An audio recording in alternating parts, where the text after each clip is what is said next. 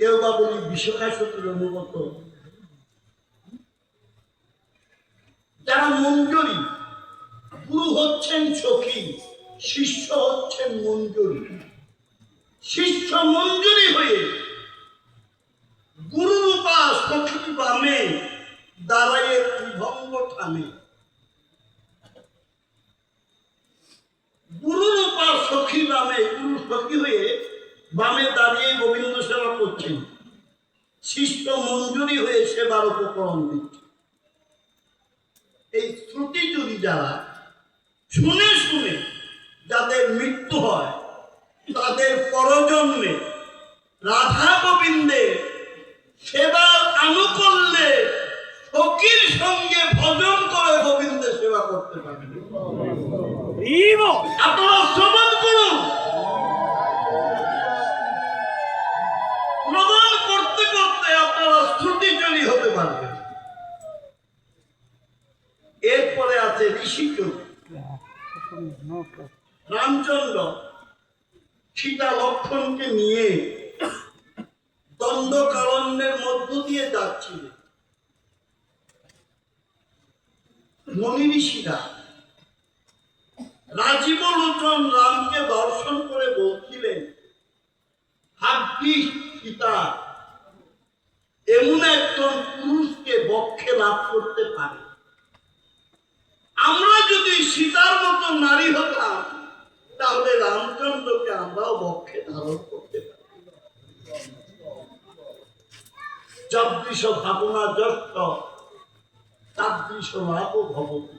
যাদের কোন ভাব তার তেমনি।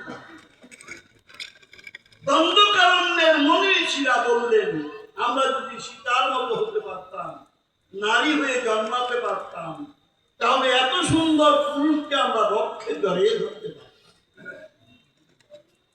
ভগবান কারো বাসনা অপূর্ণ রাখেন, পূজার কুমর ভগবান বললেন তথাস্তু। তাই হবে, তোমরা নারী হয়ে জন্মাবে। কোথায়? বৃন্দাবন। আমি পুরুষ হয়ে আসবো কোথায়? বৃন্দাবনে। তখন তোমরা নারী রূপা এই সখীগণ মঞ্জুরিগণ আমাকে বুকে জড়িয়ে ধরে তোমাদের জন্মের সার্থক করে নিতে পারবে। কৃষ্ণ কেমন? যার মন যায়। এক মুয়াজ্জিন, মসজিদের মুয়াজ্জিন, ভোরবেলায় আজান দিতে মসজিদে যাচ্ছে। এমন সময় একটা পাখি গাছে কিচির মিচির করছে। মুয়াজ্জিন দেখলেন একজন বৈষ্ণব করতাল নিয়ে চুরি বাজিয়ে ভোর কীর্তন করতে করতে যাচ্ছে। এখন মুয়াজ্জিন ওই বৈষ্ণবকে দেখে জিজ্ঞেস করছে, বৈষ্ণব দাদা, শুনো দেখি এই পাখিটা কি গাইছে। এখন বৈষ্ণব বলল, আমি তো আগে শুনি নাই, আপনি আগে শুনেছেন, আপনি বলুন পাখিটা কি গাইছে। তো মুয়াজ্জিন বলছে, পাখি বলছে আল্লাহর খুদা। বৈষ্ণব বলছে, আমি তো তা শুনছি না, আমি শুনছি হরে কৃষ্ণ রাধা।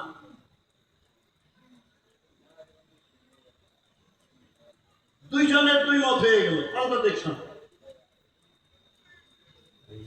তৃতীয় পক্ষের প্রয়োজন। এক জেলে থাকি জাল কাঁধে করে মাছ মারতে যাচ্ছে, তাকে দেখেছে। এই জেলে ভাই শুনো, পাখিতে কি গাইছে? জেলে বলছে, পাখি বলছে কই মাগুর ভেদা।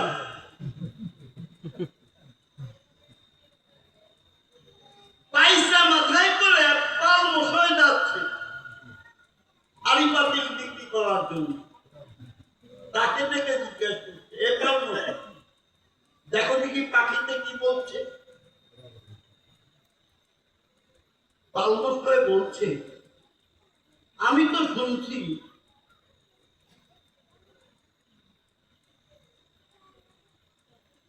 শুনছি যেটা সেটা কষ্ট করেই বলবো, ভয়ে ভয়ে বলবো না নির্ভয়ে বলবো? নির্ভয় বলবো। আমি বলবো লাইন পাতির খাদা রংকর যাচ্ছে, তাকে ডেকেছে, বলো দেখি পাখিতে কি বলছে?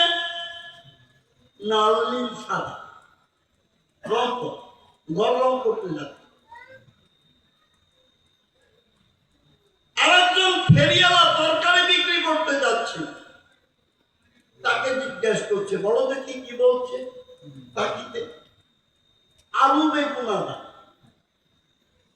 কারোর সঙ্গে কারো মিল হলো? যাদৃশ ভাবনা যষ্ট তাদৃশ লাভ হব, যার যেরকম ভাব তার তেমনি লাভ। কৃষ্ণ কেমন, যার মন যেমন।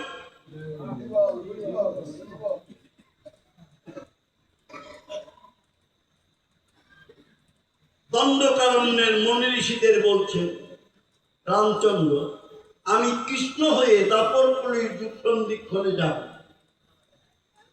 তোমরা সখী হয়ে যাবে, আমি তোমাদের মনের বাসনা পূর্ণ করব, আমি তোমাদের বুকে নিয়ে তোমাদের মনের বাসনা পূর্ণ করে দেব।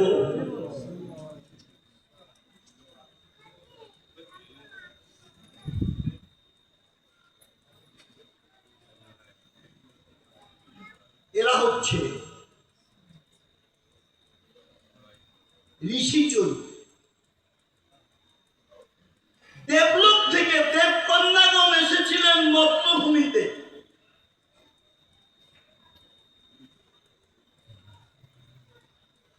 দেখলেন জলের মধ্যে একদম সর্ব অঙ্গ ডুবিয়ে শুধু নাসিকা বের করে ধ্যান করছে। দেবকন্যাগণ সেই মনি ঋষির তপ করলেন।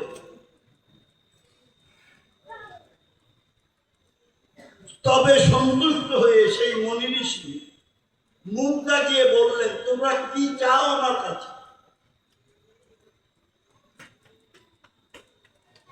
দেবকন্যাগণ মর্তভূমিতে এসেছিলেন মহোৎসব করার জন্য।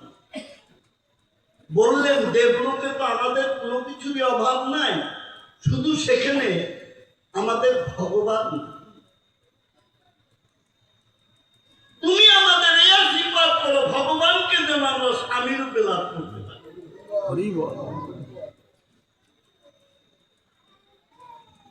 তখন সেই মুনি আশীর্বাদ করলেন হাত দিয়ে, আমি আশীর্বাদ করি তোমরা ভগবানকে স্বামী রূপে পাও। আশীর্বাদ করলেও শক্তির ক্ষয় হয়, অভিশাপ করলেও শক্তির ক্ষয়। ভগবান সত্যি, আশীর্বাদ করলেও ক্ষয়, অভিশাপ করলেও ক্ষয়। তখন সেই মনি ঋষি ভজনে হালকা হয়ে গেলেন আশীর্বাদ। তিনি ডাঙ্গায় উঠলেন, ডাঙ্গায় উঠে তাকে বেঁকে হাঁটছেন। তিনি হচ্ছেন অষ্টবক্র মুনি। দেবকন্যাগণ হাতে তালি দিয়ে বলছে, বাহ চমৎকার! সাধনা করে যে নিজের অঙ্গ সোজা করতে পারে না, সে আমাদের আশীর্বাদ করলো ভগবানকে স্বামী রূপে পায়।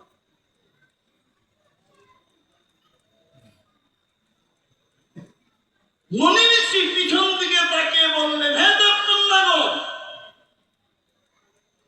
আমি আশীর্বাদ করেছি ভগবানকে স্বামী রূপে পাবে, এটা যদি সত্য, আমি অভিশাপ করলাম তোমরা হবে অপবিতা, লাঞ্ছিত।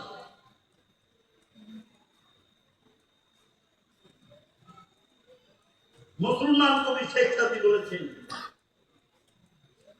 বেদনা দিয়েছ যদি কারো কোনো সময়ে, একদিন সে আঘাত পেতে হবে তোমারই। ঢিল যদি ছুঁড়ে থাকো কারো কোনো সময়ে, একদিন সেই ঢিল খেতে হবে তোমারই। গীতায় বললেন শ্রীকৃষ্ণ, কর্মণ্যে অধিকারস্তে মা ফলত অদাচ। কর্মের ফল আমরা কেউ রোধ করতে পারব।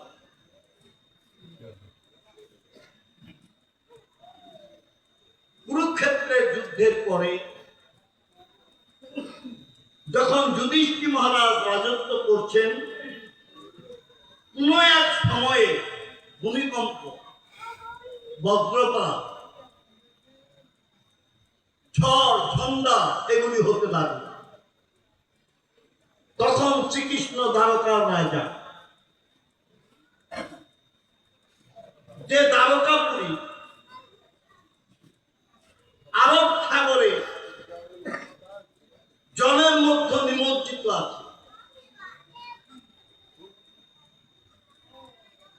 রিচার্জ করে নরেন্দ্র মোদীও সেই আরব সাগরের জলের নিচে গিয়ে দেখে এসেছেন যে দ্বারকাপুরী জলের নিচে আছে।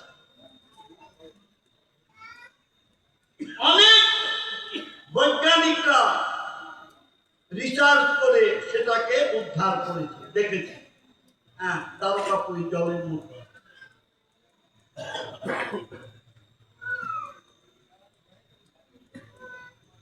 যখন হস্তিনাপুরে অহেতুক বজ্রপাত, উল্কা, ভূমিকম্প, তখন যুধিষ্ঠির মহারাজ অর্জুনকে পাঠালেন, অর্জুন তুমি দ্বারকায় যাও। আমাদের এরকম হচ্ছে কেন? নিশ্চয়ই আমাদের মাথার উপরে যা চরণ বা হাত আছে সেখানে কোনো অমঙ্গল হয়েছে কিনা। অর্জুন গেলেন, যে দেখলেন শ্রীকৃষ্ণ অন্তর্ধান করেছে, দ্বারকাপুরী অরক্ষিত। অর্জুন গান্ধী বাণ নিয়ে অতন্দ প্রহরী হয়ে সেখানে রইলেন। আবির নামক জলদস্যু দ্বারকাপুরী আক্রমণ করছে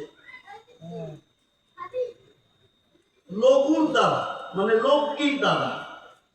আবির নামক জলদস্যু অর্জুনকে ভূপাতিত করেছে, যে অর্জুনের গান্ধীর উত্তোলনে ইন্দ্রদেব কাঁপত, মহাদেব কাঁপত, সেই অর্জুনকে লক্ষ্মীর দ্বারা ভূপাতিত করেছে আবির নামক জলদস্যু। সেখানে রুক্মিণী সত্যভামাকে আবির জলদস্যু অপহরণ করেছে, বুকে জড়িয়ে ধরে তাদেরকে নিয়ে গিয়ে। অর্জুন তিনি ভাবছেন যার নাম করলে যে উদ্ধার হয়, আর যারা শ্রীকৃষ্ণের অঙ্গ সঙ্গ পেয়েছে জলদস্যুর কাছে তারা অপবিতা। এর কারণ শ্রীহীন অবস্থায় অর্জুন যুধিষ্ঠির মহারাজকে বৃত্তান্ত বলল। যুধিষ্ঠির মহারাজ ব্যাসদেবের কাছে গেলেন। ব্যাসদেব তখন এই পূর্ব বৃত্তান্ত বললেন। এরা হচ্ছে দেবকন্যা, অষ্টবক্র মুনির কাছ থেকে আশীর্বাদ নিয়েছিলেন কৃষ্ণকে স্বামী রূপে পাবে, স্বামী রূপে পেয়েছে। কিন্তু যখন অষ্টবক্র মুনিকে ধিক্কার দিয়েছে, তিরস্কৃত করেছে, তখন অভিশাপ দিয়েছিলে তোমরা হবে অপহৃতা। তাই এরা অপহৃত হয়েছে, অপহরণ করেছে জলদস্যু। তবে শুনো যুধিষ্ঠির, মা বই ভয় নাই। এই জলদস্যু রুক্মিণী সত্যভামাকে হরণ করে নাই, জলদস্যু রূপ শ্রীকৃষ্ণ নিজে ধারণ করে রুক্মিণী সত্যভামাকে বুকে নিয়ে তার সঙ্গে মিলিয়ে গেলেন।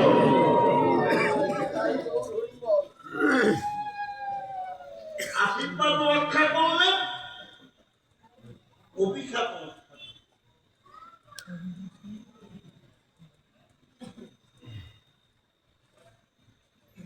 বৃন্দাবনে এই সমস্ত গোপীরা দ্বারকা রাজধানী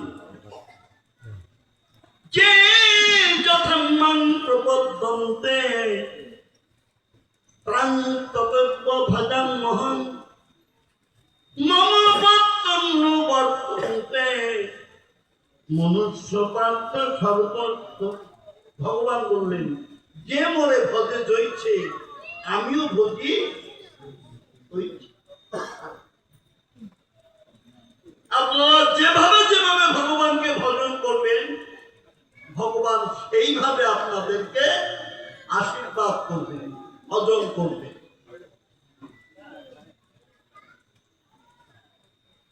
বৃন্দাবনে যাবেন, কি দেখবেন? দেখবেন যমুনা, পৃথিবী ধন্যা যত্র বৃন্দাবনং পুরী তত্রাপি গোপিকা পাত্র। বৃন্দাবন পুরী ধন্যা কিসে? আমার গোপীরা। যত্র রাধা ভিদা মম, গোপীরা ধন্যা কিসে? আমার রাধারানী। এখন গেলে কি দেখতে পাবেন? যমুনার সেই কেলি কদম্ব বৃক্ষ, আমাদের দেশে যে কদম্ব বৃক্ষ, অনেকে মনে করি এই কদম্ব বৃক্ষের ডালে বোধ হয় ভগবান না, কেলি কদম্ব বৃক্ষ যমুনার তীরে কেলি কদম্ব বৃক্ষ এখনো বিরাজ। দেখবে না হইতে পারে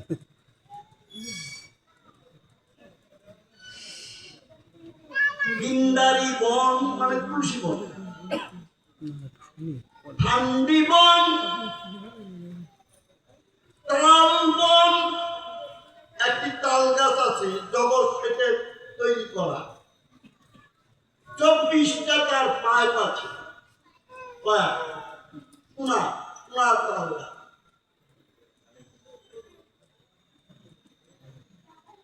দেখবেন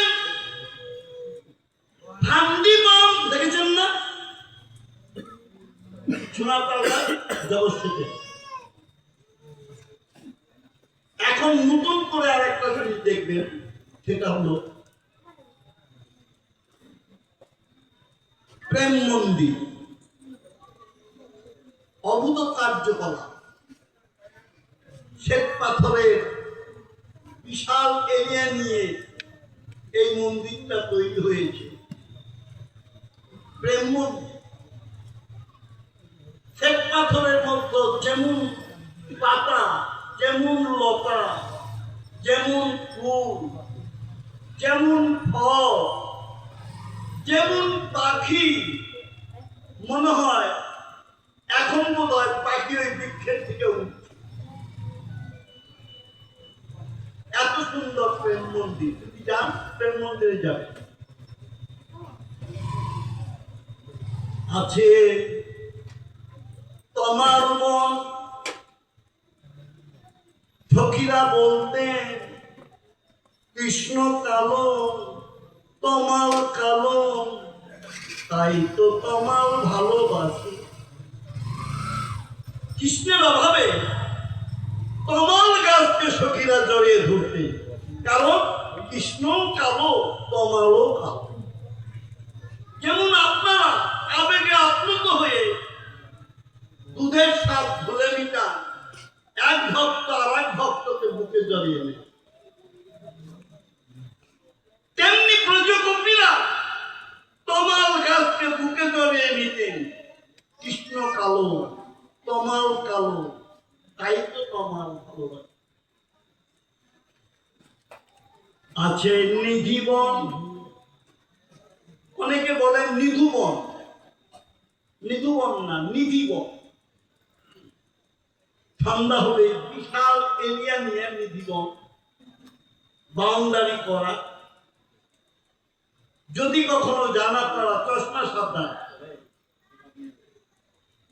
হনুমান, এত হনুমান চশমা টান দিয়ে নিয়ে, আমি চশমা হাতে নিয়ে ঘুরছি, আমার ছোট ছেলে আমার পিছনে ক্যামেরা নিয়ে আছে,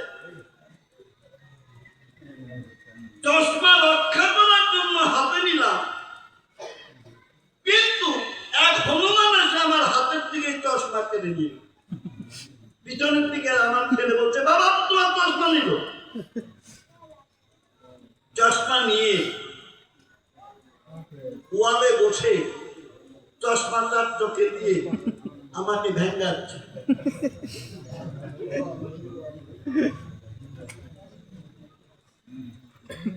কলা সাধলাম, ফল সাধলাম, নিল না আমার চশমা। দেখ কেমন লাগে। ইন্ডিয়ায় একটা সিনেমা, একজন কমেডিয়ান বলতো, দেখ কেমন লাগে। এত কথা বারাসাতে একটা গাড়ির ভ্যান, আমার গাড়ির ভ্যান রাস্তায় যাচ্ছিল, কাদার মধ্যে চাকা আটকে গেছে। 4-5টা ছেলে তখন বলছে, দেখ কেমন লাগে। পুলিশটা ঠেলছে রাস্তায় উঠানোর জন্য। দুষ্টু ছেলেরা বলছে, দেখ কেমন লাগে। এখন ওই পুলিশটা দৌড়িয়ে সেই 4-5টা ছেলেকে ধরেছে, ধরে নিয়ে লকারে ভরেছে।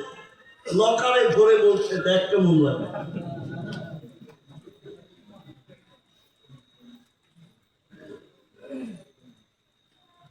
সেই মিঠিপন 16,108টা ছোট বড় বৃক্ষ আছে, কেউ পাতা ছিঁড়বে না। সন্ধ্যা লাগলে সেবাইতরা সমস্ত টুরিস্টদের বন থেকে বের করে দেয়। অনেকে স্ট্রং হার্টেড যারা, তারা গাছের আড়ালে গোপনে পড়িয়ে থাকে। তাদেরকে দেখা গেছে সকালে হয় মৃত্যু আর না হয় পাগল।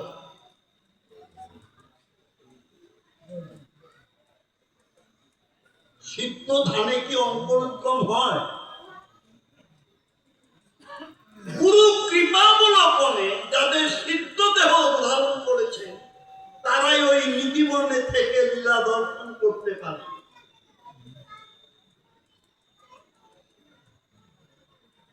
সেবায়িতরা মন্দিরে রাধা কৃষ্ণকে সাজিয়ে, ফুল দিয়ে সাজিয়ে, মালা দিয়ে সম্মুখে ফল মিষ্টি জল দিয়ে চলে যান, তারাও থাকে না। এই যে 16,108টি বৃক্ষ, এরা রাত্রে হয় সখী। আর মন্দিরের দিকে রাধা কৃষ্ণ বেরিয়ে আসেন। নিত্য নিত্যই এই নিধিবনে রাসলীলা আজও হয়ে থাকে।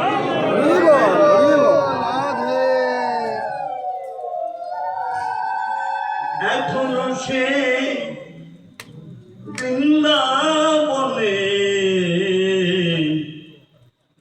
বাঁশি বাজে রে,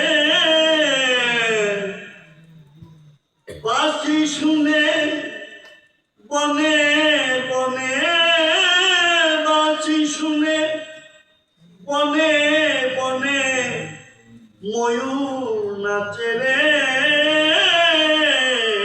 এখনো সেই বৃন্দাবনে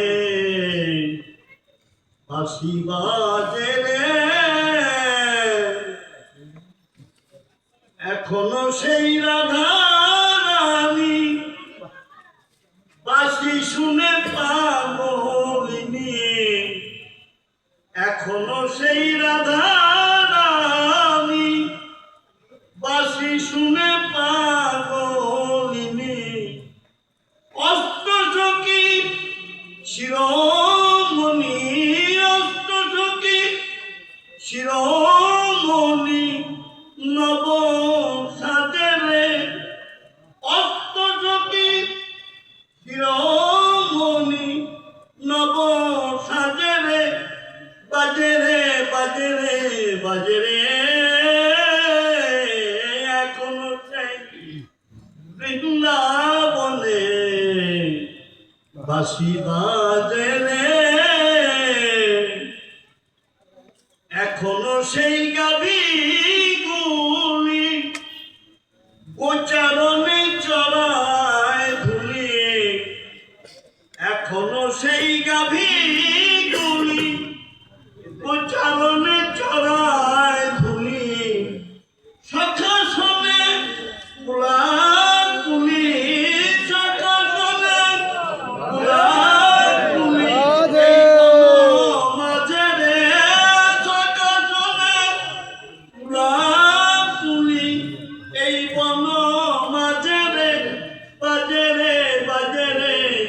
বাজে রে এখনো সেই বৃন্দাবনে বাঁশি বাজে রে বড় আশা ছিল মনে যাব মধুর বৃন্দাবনে বড় আশা ছিল মনে যাব মধুর বৃন্দাবনে ভবা পাগলা রায় বাঁধনে ভবা পাগলা রায় বাঁধনে মায়ার হাতে রে ভবা পাগলা রায় বাঁধনে মায়ার হাতে রে বাজে রে বাজে রে বাজে রে এখনো সেই বৃন্দাবনে বাঁশি বাজে রে রাষ্ট্রকুন্তলা সেই নিধিবনে 16,108টি বৃক্ষ কাটতে হয় সখী আর মন্দিরের দিকে রাধা কৃষ্ণ বেরিয়ে সেখানে আজও প্রতি রাত্রে রাত নিধিবন সেই জন্য কেউ জোর করে পড়িয়ে থাকতে চেষ্টা করবেন না কারণ আমাদের তো সিদ্ধ দেহ না আমাদের কাঁচা দেহ মাটির পাত্রে সিংহের দুধ থাকে না স্বর্ণ পাত্রের প্রয়োজন পাত্র কাঁচা দেহে গোবিন্দ লীলা দর্শন করা যায় না শুধু সাধু সঙ্গ করা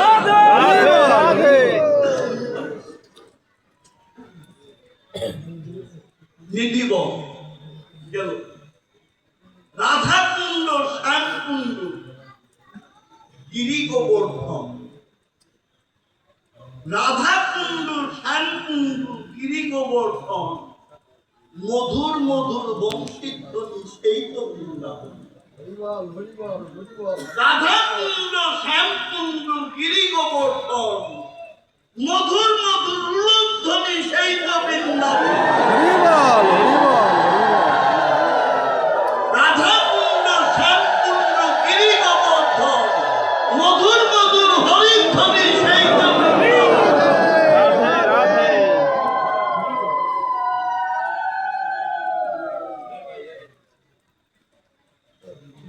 যাকে অসিতে কর্তন করা যায় না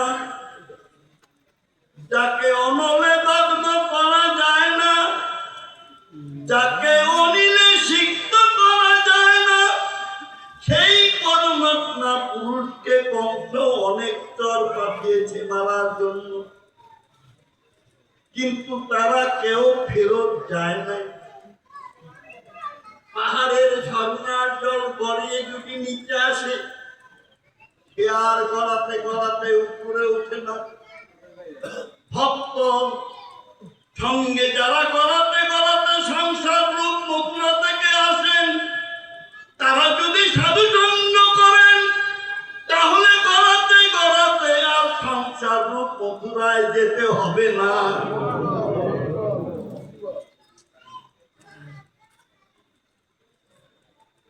সেদিন বাছুরিদের মধ্যে কংস পাঠিয়েছে বৎসাসুর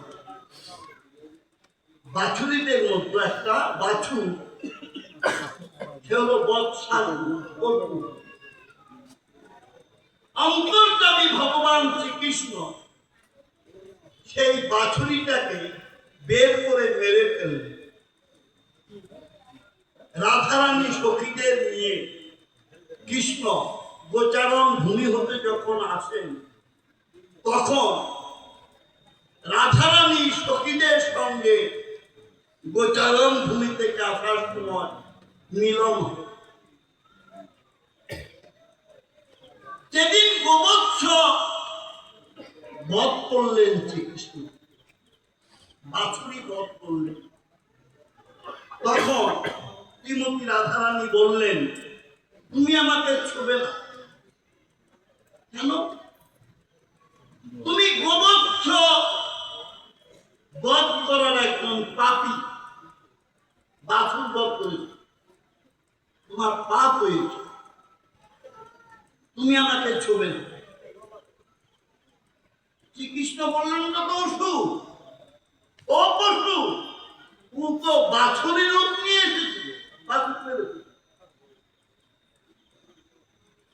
শ্রীকৃষ্ণ মৃদু মৃদু হেসে বললেন, এই কিসের প্রায়শ্চিত্ত করলে আমি তোমাকে ছুটে পাবো?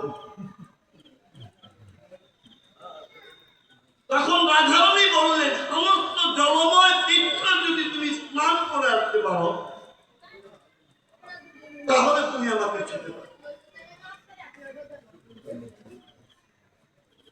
শ্রীকৃষ্ণ তিনি সর্বশক্তা, তিনি বাঁশি দ্বারা একটা কুণ্ড খনন করলেন। আপনারা জল শুদ্ধির মন্ত্র জানেন, অঙ্কুশ মুদ্রা, এই যে পূজাপুষির মন্ত্র, অঙ্কুশ মুদ্রা, জল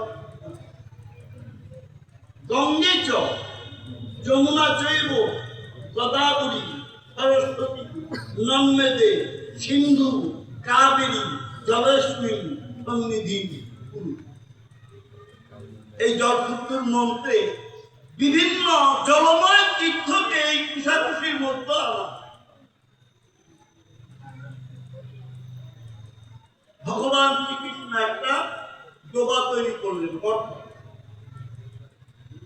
সেখানে ভগবান শ্রীকৃষ্ণ এই মন্ত্রটি উচ্চারণ করলেন, গঙ্গে চ যমুনা চৈব গোদাবরী সরস্বতী নর্মেদে সিন্ধু কাবেরী জলেস্মিন সন্নিধি কুরু। সমস্ত জলময় তীর্থ তার মধ্যে। ভগবান শ্রীকৃষ্ণ সমস্ত জলময় তীর্থে তিনি স্নান করলেন। স্নান করে রাধারানীকে বললেন, রাধারানী, আমি তো একটা তীর্থ তৈরি করলাম, তোমার কি শক্তি আছে, তুমি একটা করো দেখি। রাধারানী তো শ্রীকৃষ্ণেরই অংশ, তিনি হাতের কঙ্কন তুলে তিনিও একটা ডুবা তৈরি করলেন, গর্ত তৈরি করলেন। তিনিও ওই মন্ত্রটি উচ্চারণ করলেন, গঙ্গে চ যমুনা চৈব গোদাবরী সরস্বতী নর্মেদে সিন্ধু কাবেরী জলেস্মিন সন্নিধি কুরু। শ্রীকৃষ্ণ বললেন, তুমি তোমার ডুবায় স্নান করো, আমি আমার ডুবায় স্নান। দুইজন দুইজনের ডুবায় স্নান করলেন। শ্রীকৃষ্ণ চিন্তা করলেন, রাধা কৃষ্ণ যেহেতু অভেদ, মাঝখান দিয়ে একটা ছিদ্র করে দিই, যাতে রাধাকুণ্ডের জল শ্যামকুণ্ডে আসে, শ্যামকুণ্ডের জল যেন রাধাকুণ্ডে। এটা করার পরে বৃন্দাবনে রাধাকুণ্ড শ্যামকুণ্ডের তীরে রাধা কৃষ্ণের একটা মিলন হয়ে গেল।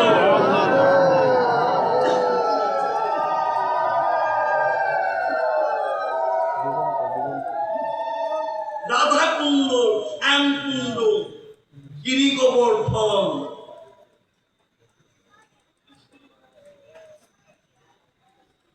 গিরি গোবর্ধন